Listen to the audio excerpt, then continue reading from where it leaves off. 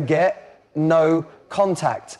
This will break him faster. Let's talk about one of the most overused, misunderstood strategies in modern dating: no contact. You probably heard it 1,000 times. Just disappear, cut him off, he'll come crawling back. But here's the truth. If you're doing no contact just to manipulate someone into wanting you, you've already lost your power. See, the point isn't to go quiet so he misses you. The point is to become someone he can't ignore. And that doesn't happen in silence. That happens in evolution. You don't break him by going missing. You break him by leveling up. You break him by becoming so focused on your growth, your joy, your goals, that his absence stops being a wound and starts being irrelevant. That's the moment it shifts. He doesn't get haunted by your silence. He gets haunted by the realization that he no longer affects your peace. So forget no contact as a tactic to get him back. Instead, become unforgettable, because you moved on with grace, with power, and with the kind of self-worth that doesn't wait around for breadcrumbs. And trust me, that is what really messes with someone. When people talk about no contact, they often frame it as the ultimate power move. They say, just disappear, don't text back, and he'll come running. It sounds simple, right? But the problem is, many people use this approach not from a place of strength, but from a place of fear, hurt, and hope that silence will create a reaction. What most don't realize is that if you're using no contact as a tool to manipulate someone's emotions, then you've already surrendered your emotional control to them. Think about it.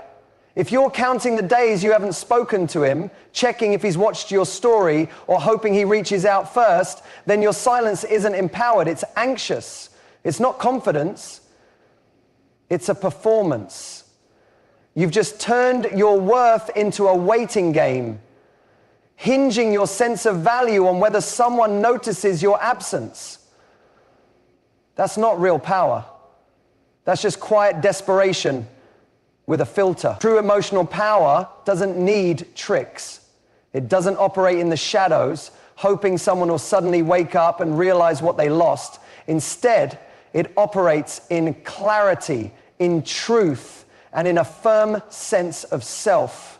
No contact should be a byproduct of your growth, not a strategy to manipulate someone into valuing you.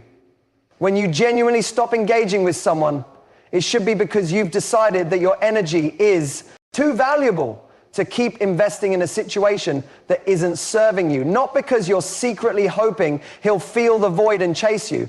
Here's the hard truth. If someone truly cared, they wouldn't need your silence to realize your worth. And if they only come back because you disappeared, then what are they really responding to? Is it love or is it ego? Are they drawn back by connection or by control? That's why using no contact as a manipulation tool is a trap. It may give you a short-term hit of validation, but it doesn't create lasting value. It keeps you emotionally tethered to someone whose attention you're still chasing, even if you're doing it in silence.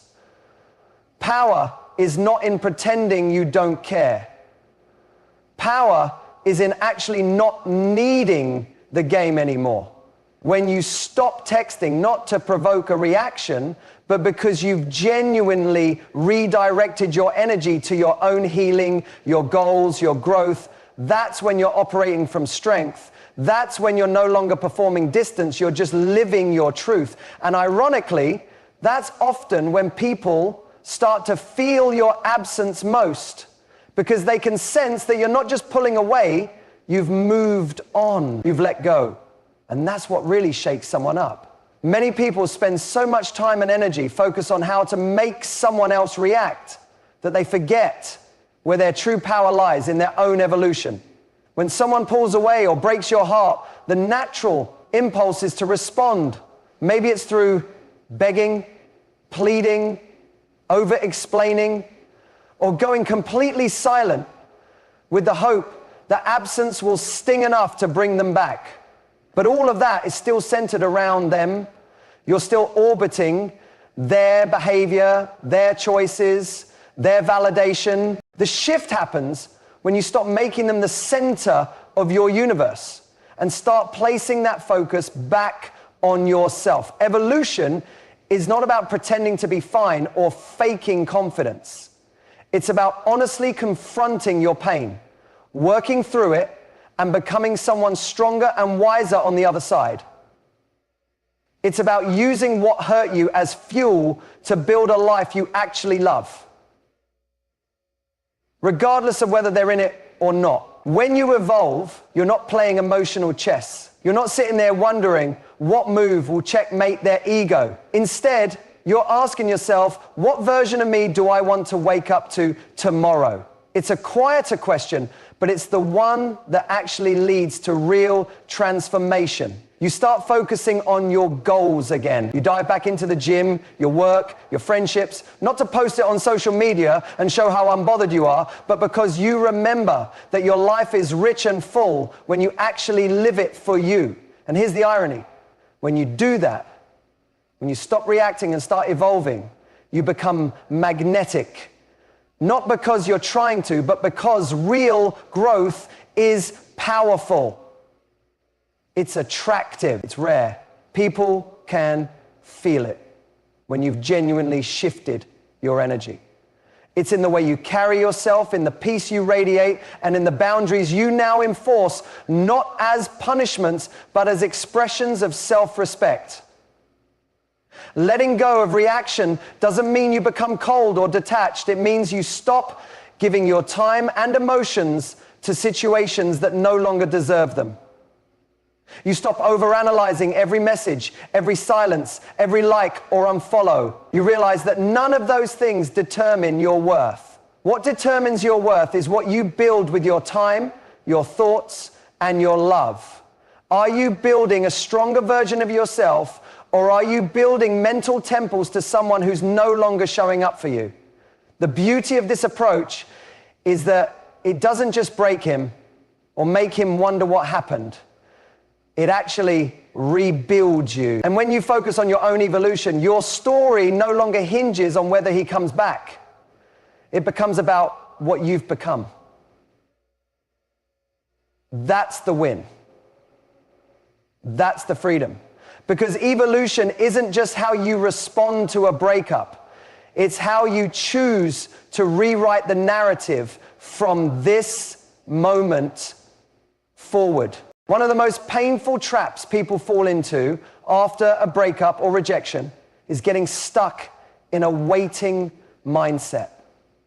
It's that emotional limbo where you're technically moving on, but still secretly checking your phone, scanning social media, and hoping, just hoping, that they'll reach out, apologize, or realize what they lost. You say you're done, but deep down, you're still waiting for something outside of you to change how you feel inside. And that waiting steals your power more than anything else. The real shift happens when you stop waiting and start evolving.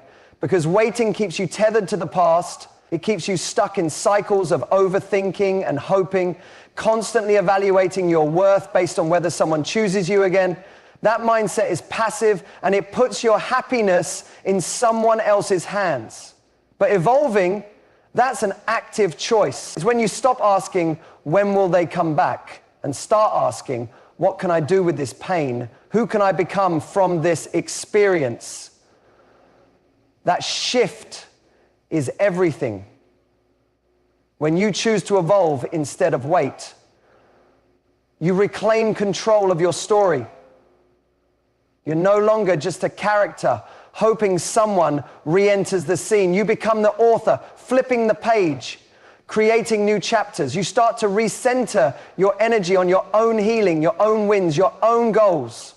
And more than that, you begin to build a version of your life that doesn't include them as the main plot line. Waiting often feels safe because it's familiar. It keeps you connected to hope, even if that hope is hurting you. But hope alone doesn't heal you. Action does. Evolution requires you to be honest with yourself about what's no longer serving you. It pushes you to confront uncomfortable truths, like the fact that maybe the person you're waiting on wasn't really showing up for you, or that you were clinging more to the potential of the relationship than the reality of it. That honesty is painful, but it's also liberating. Because when you evolve, you grow beyond the need for external validation. You no longer live for the moment they text you or like your photo. Your self-esteem isn't built on whether they miss you. It's built on how you show up for yourself. It's in the discipline to not reach out. It's in choosing therapy or journaling or working out, not to glow up for revenge, but to feel like yourself again, and eventually to feel even better than before.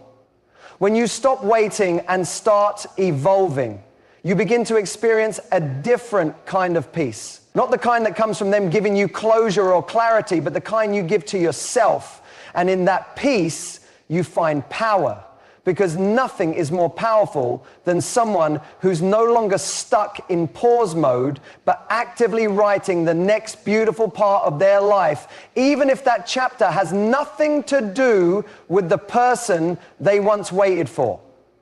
Becoming unforgettable has nothing to do with making someone jealous, proving a point, or showing them what they lost through calculated moves. It has everything to do with who you become after the pain, when you focus on leveling up, not for them, not to win them back, but for you. You begin to carry a kind of energy that's impossible to ignore. It's not about the loudness of your presence. It's about the quiet strength that starts to speak for you, even when you say nothing. A lot of people try to make themselves memorable by staying in someone's orbit. They keep reaching out just to check in, or posting stories designed to provoke a reaction. But that's not unforgettable. That's predictable. It's not strength.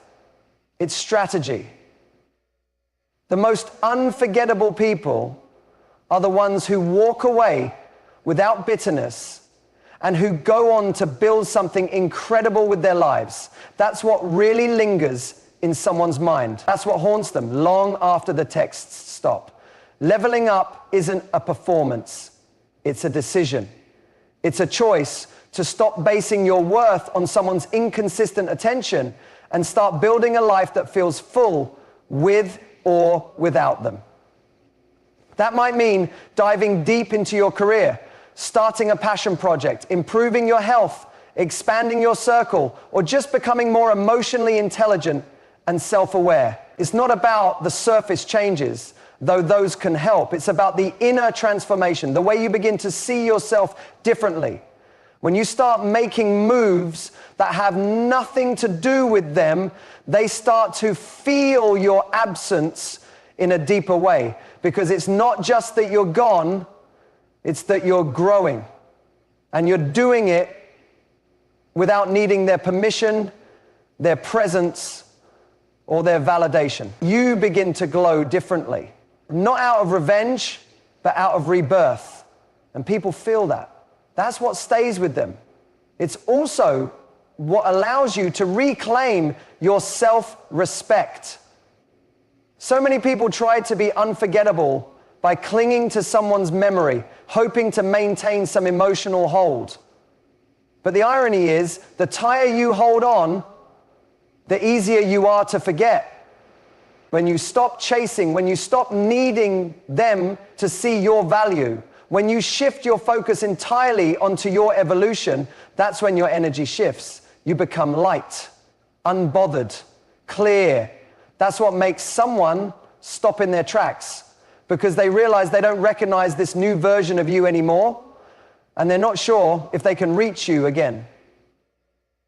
Being unforgettable isn't about being dramatic. It's about becoming someone who no longer settles for emotional crumbs. Someone who raises their standards, not as a threat, but as a natural consequence of growth. Someone who stops waiting for closure and instead creates it for themselves through action, maturity, and grace. The moment you stop living to be remembered is the moment you start living in a way no one can forget. Real power isn't in ignoring someone, cutting them off, or trying to prove a point. Real power shows up when you reach the place where they no longer have control over how you feel. When your mood is no longer tied to their texts. When their silence doesn't send you spiraling. When their attention or lack of it no longer shakes your sense of worth. That's when the true shift happens. That's the moment everything changes, not for them, but for you. There's a difference between pretending not to care and genuinely feeling unaffected. So many people confuse silence with strength. They think if they don't respond, if they don't reach out, if they act detached, then they're showing power.